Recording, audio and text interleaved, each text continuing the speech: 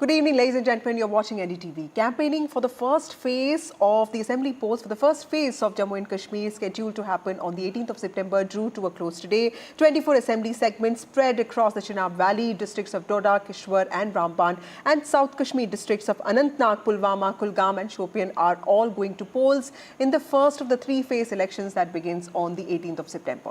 Home Minister Amit Shah addressed 3 rallies in Chenab Valley on Monday. He in fact claimed that the Congress and its ally, the NC, are soft on terrorism and they plan to release terrorists and stone pelters from jails if the alliance government comes to power. A claim that has been repeatedly dismissed by NC Vice President and ex-Chief Minister of J&K, Omar Abdullah. Remember, this is the first assembly election in Jammu and Kashmir after 10 years. It has enthused people so much that the Union Territory is having expectations that there could be a new era for the embattled Union Territory that could just be on the horizon. But there is also a high number of smaller parties, independents contesting this time. Even separatists are trying their luck in electoral politics, and this could potentially influence or impact the long-standing peace process and stability in this region. But who really has the edge in Jammu and Kashmir? Remember, the Congress party has also released its manifesto today. The Congress party has made an interesting promise of putting in place a minority commission within 100 days of coming to power. It has also promised income support of rupees 4,000 for landless farmers and also crop insurance. So will calls of Naya Kashmir resonate with voters, or is it going to be the urge of vote for a change? We'll get that. We'll get to know that in a bit. But we'll first look at what Farooq Abdullah said to my colleague Maria Shakili.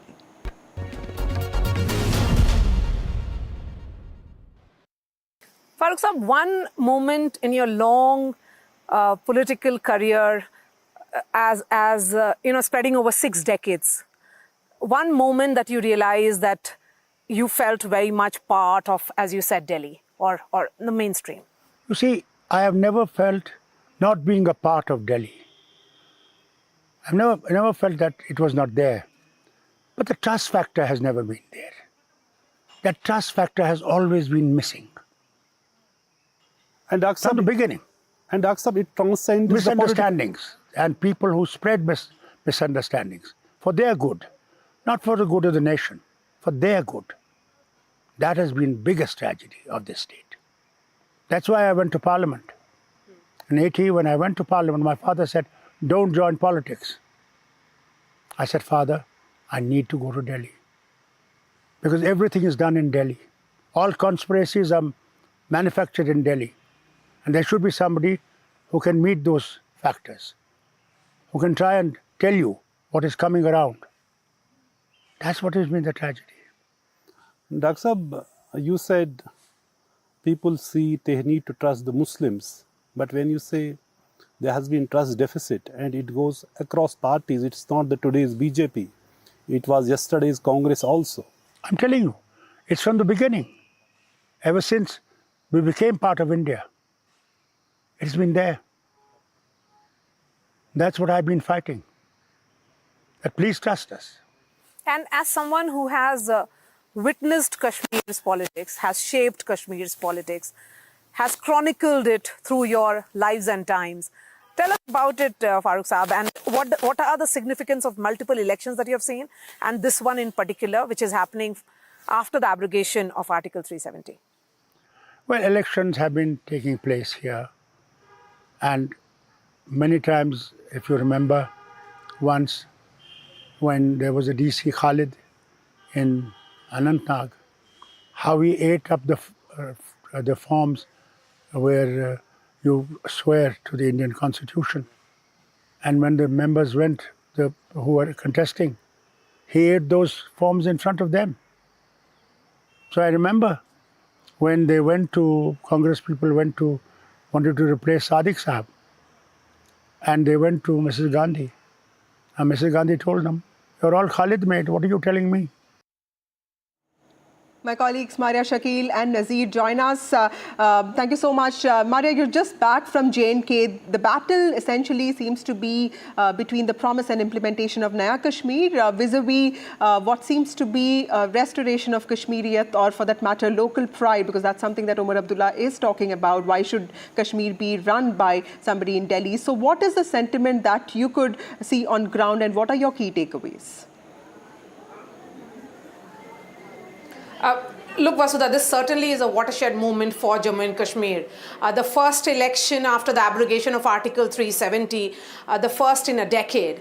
And hence, there is a lot of anticipation, apprehension, and at the same time, excitement.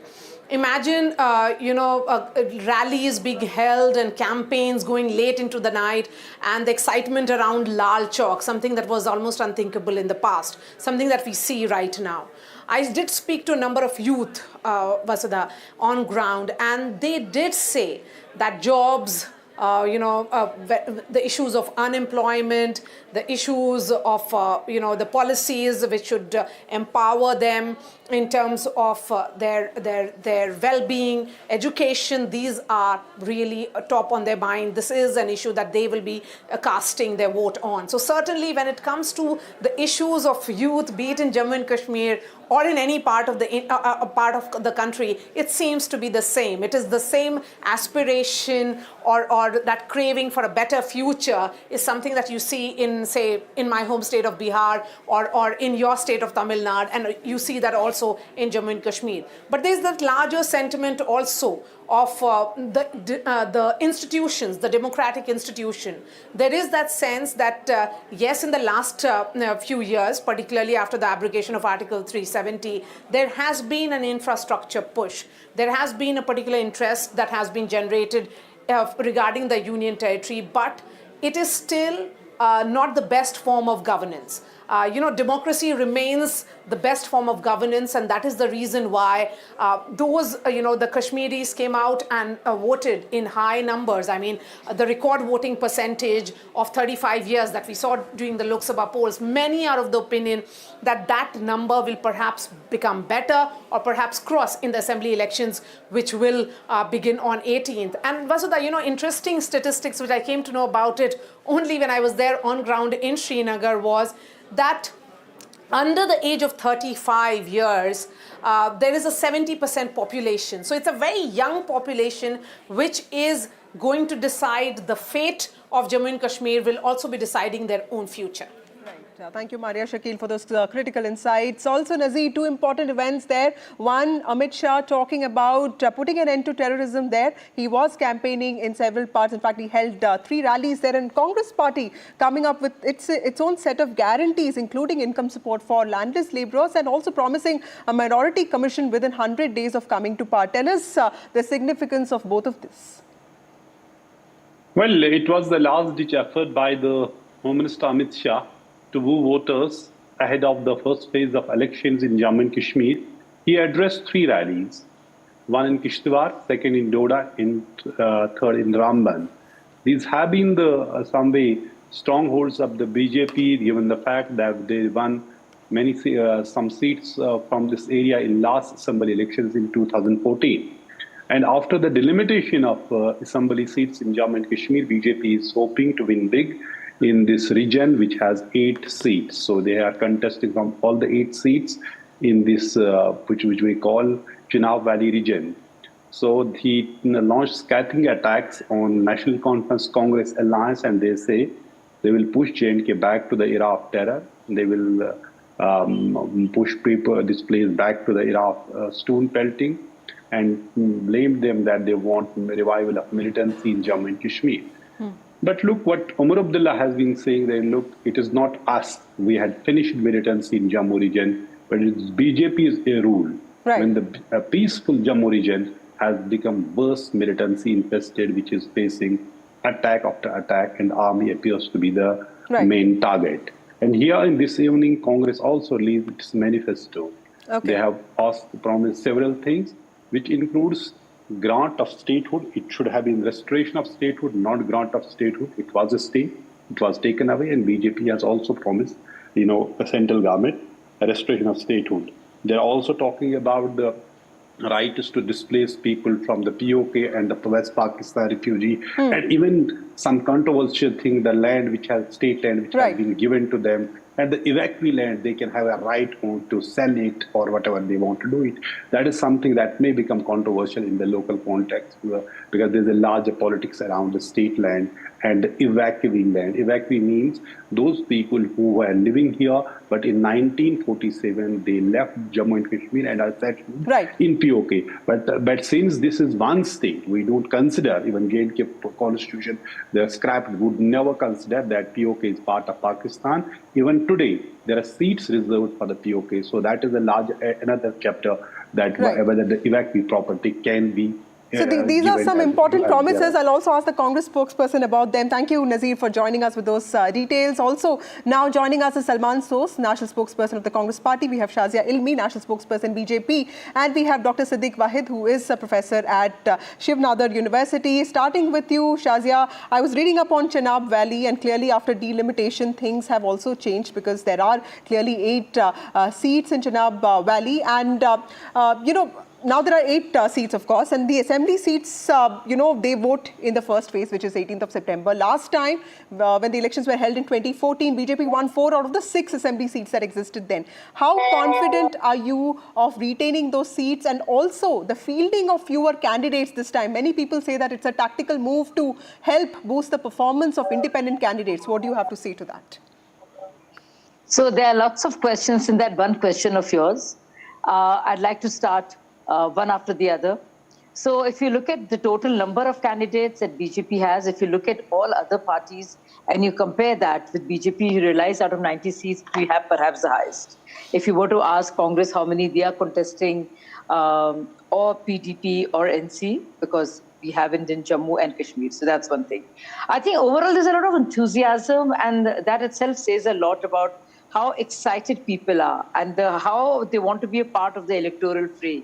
So definitely the mood that was there earlier, that nothing much is possible and they're stuck in a sort of a cesspool, that feeling is gone. So there is definitely more engagement, and we are very confident. I mean, the work that has been done speaks for itself. You know, the GDP of Jammu and Kashmir has doubled in the last 6 years. So that's something to be extremely proud of. If you just look at sheer numbers of roadways, highways projects, more work has been done in the last 10 years than has been ever done in the collective history of J&K, which is 70 years and 10 years. So it's huge. This is perhaps the only state which has a UT rather, which has 2 aims, IIT, IM, so 2 aims in one UT. So that's huge, really. And not just that, I think in terms of tourism, in terms of the growth of foreign tourists, it's 300% rise. If you look at the air passengers, it's totally doubled, from 4 years back. So it's huge. We're looking at really big numbers here. And that's only made possible because there is peace for the first time. And there is a 70% reduction of terrorist activity. And of course, not just that, the stone pelting is just over. So yeah, it's bubbling with opportunities and ideas, and I think that will show up in the elections. Let me ask that to Mr. Sos. One of the sentences that really struck me in the Congress press conference today was, when Mr. Khera said that, Kashmir has, has become the graveyard of hopes and dreams in the last 10 years. Would you say that, nothing really has happened? Because, in Delhi, I know that it's difficult to get a picture, the real picture of Kashmir. But, we do hear of ease of movement at least. Would you concede that there has been at least some improvement in the lives of people since abrogation of Article 370, or you say that it has been completely the opposite? Vasudha, I will let you and the audience decide based on what I'm going to say whether things have really improved or not. The Home Minister came today, the Prime Minister before him, and I know that BJP spokespersons on a regular basis say that they've finished terrorism. BJP has finished terrorism in Jammu and Kashmir. In the 5 years between 2011 and 2015, 190 security personnel were killed. In the 5 years since the abrogation of Article 370, 242 security personnel have been killed. As far as I know, 242 is higher than 190. And the total number of killings between 2011 and 2015 was 838. Since the abrogation of Article 370, 1,265 people have been killed. This is Home Ministry's data, so I'm assuming that the Home Minister will not refute his own ministry's data. So as far as, and by the way, this year, and you have Nazir is sitting here he's an expert on Jammu and Kashmir. This year, we are seeing a lot of terrorist activity, especially in the Jammu region. So all of their claims, this is typical BJP propaganda. Everybody's used to it. That is why their seats were reduced by such a huge margin in the last election. That is why the Prime Minister's own personal margin in Varanasi dropped from almost 5 lakh votes to 1,50,000 votes. Now, the second part about Khushhali, bubbling, there's such wonderful things happening. Vasudha, you tell me. In Jammu and Kashmir, youth unemployment is the second highest in the country. Female unemployment is the highest in the country. Is that bubbling with opportunity? The resources of this state, I call it a state, the resources of Jammu and Kashmir are not for the people of Jammu and Kashmir. Even the sand of Jammu and Kashmir, even sand, people do not have a right on their own sand. This is what BJP has done. Industrial production here is stagnant. Okay, Mr. So I completely get that point, but let me also ask you this one question before I go to Shazia. Yes. Vasudha, let me just finish one final Yes, please. In industries, people employed in industries has fallen by 16% in just the last 4 years. And by the way, did you know that last year, a parliamentary standing committee came out with a report saying that almost 10% of J&K's population is a victim of drug abuse. This is what BJP's record is. That but is Mr. Soos, at least on the question of Article 370, because we keep hearing regional parties talk a lot about it. Is the Congress walking a tightrope, because you've been avoiding direct references to Article 370, but promising the restoration of statehood? How much traction will that have, sir? That is not the only thing. We're not only promising restoration of statehood. And by the way, let me just say this. The BJP keeps saying that we will restore statehood. Bhai, aap logon, you are the ones who took away our statehood. And you're going to restore it? Are you after? This is adding insult to injury. Okay, Shazia, would you like to quickly respond before I go to? Yes. Let me just say. Yeah, I have a lot to say. As far as let me just Shazia, just 5 seconds. Okay, Shazia, let him finish. I'll come to you next. Let him just finish. Can you hear me? Just 5 seconds. 5 seconds, Shazia. Sorry. Please. I would just say that the Congress Party's commitment to the people of Jammu and Kashmir is not just restoration of statehood, that the land of people of Jammu and Kashmir, the government jobs of the people of Jammu and Kashmir, the resources of people of Jammu and Kashmir will be for the people of Jammu and Kashmir first and foremost.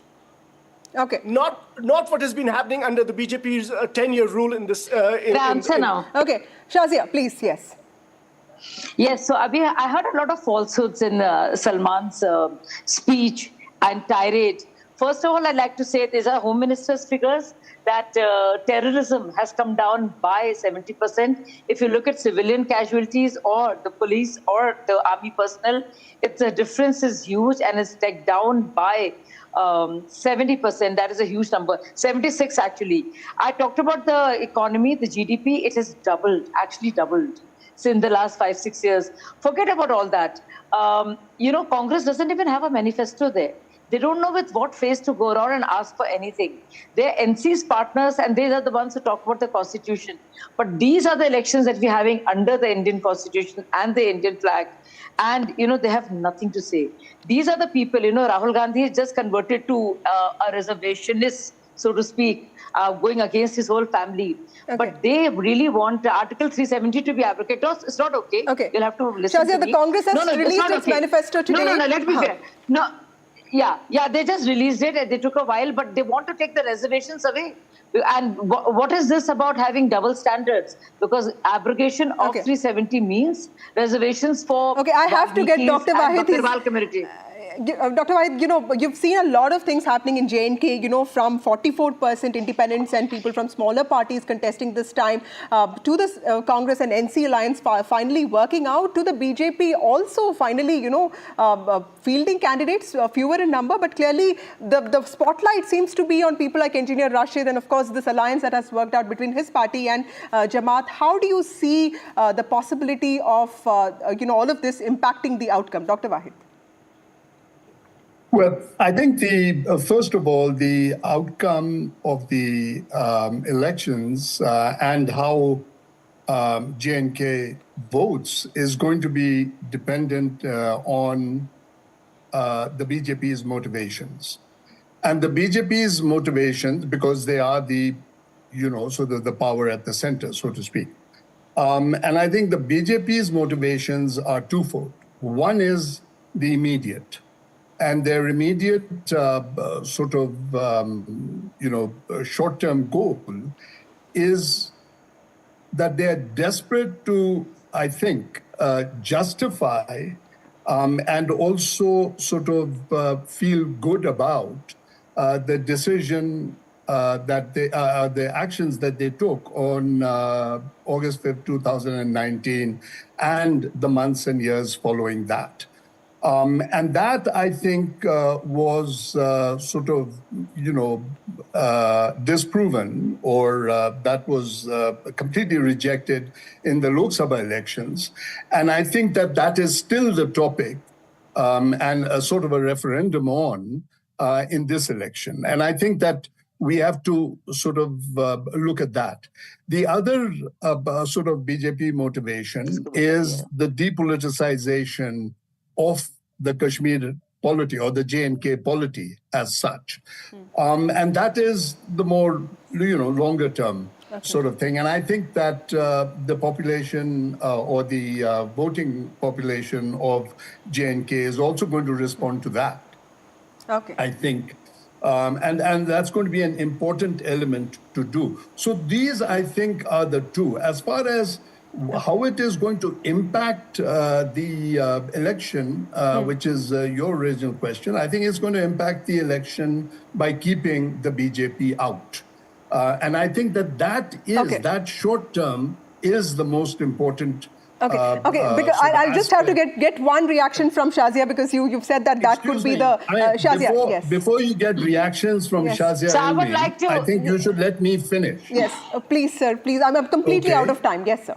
Please go on. Well, I mean that's, I think so. I think that is something that need to be paid attention to. I think, and so therefore, I don't think the BJP's, as far as the impact that it is going to make, I've lost my train of thought, but the impact that it's going to make is, I think it is going to exit the BJP from the J&K state as a whole.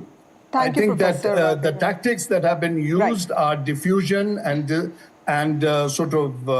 confusion in J&K. Okay, completely out of time. Shazia, quickly from you, and of course, one closing remark from Mr. Shah. I wish the sagacious analyst here, I wish he spoke a little about how both Mehbooba Mufti Appa and Omar Abdullah lost the elections. Shazia, quickly, because I have to go to Mr. Soz. I have to take a closing remark from him. And the tide has turned against them. I wish he didn't second guess. I'm very happy to respond I wish he didn't to that. Be quiet, sir. Be quiet, sir. It's my turn. You've done your pearls of wisdom have been shared now. I think others can come in. And I think it's better, it'll do him a lot of good if he stops second guessing. Okay, Mr. Soz, your closing remarks. We'll end this with your comment. Okay, please unmute yourself, sir. Vasudha, I feel that the people of Jammu and the people of Kashmir together, I've not seen this kind of resentment against the BJP, and I think they're united. The reason they're united is because people are concerned about their rights, their land rights, their government jobs, the unemployment situation, drug situation. Right. There's so many issues that I think this is and by the way, in Jammu, there's Darbar Mu, their businesses are down. Yes. I think people are fed up. I think you will see the kind of result that I think is appropriate. Okay, Mr. Soz, thank you, Shazia. Thank you, Dr. Wahid, for joining us on this broadcast. So is J&K all set to throw up a new policy on the 8th of October? We'll get to know. But of course, all depends on how party is also prepared to seize this new opportunity that the Valley is witnessing. That is something that remains to be seen. Time for a short break. More news and updates on the other side.